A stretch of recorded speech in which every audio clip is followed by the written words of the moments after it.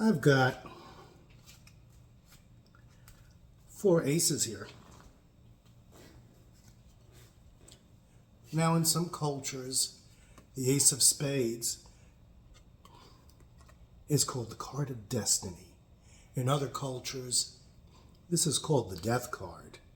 So just in case it is the death card, let's do the ace of spades last.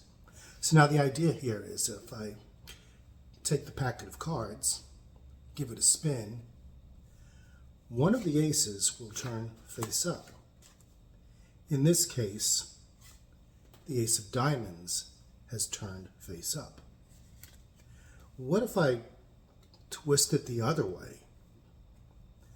Well, you'll notice that the ace of diamonds turned face down, but the ace of clubs had turned face up. What if I twist it this way and this way, but not give it a full twist? Well, then we notice now the ace of clubs had turned face down, but the ace of hearts had turned face up. There's only one card left to turn over, and that's that death card, the ace of spades.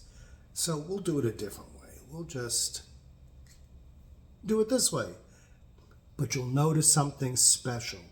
When the ace of spades turns face up, the remaining aces also turn face up.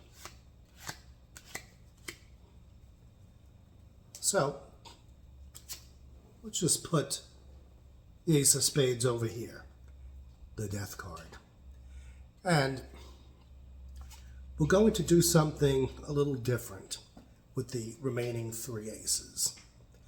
I'm going to make this ace of spades disappear right in front of your eyes and appear in between these cards.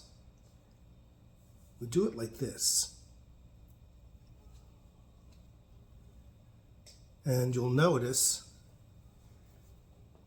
that the ace of spades has returned because it left from here. I'm going to do something else in front of your eyes. I'm going to make all 4 of these aces change right before your eyes. To the untrained eye, nothing happened.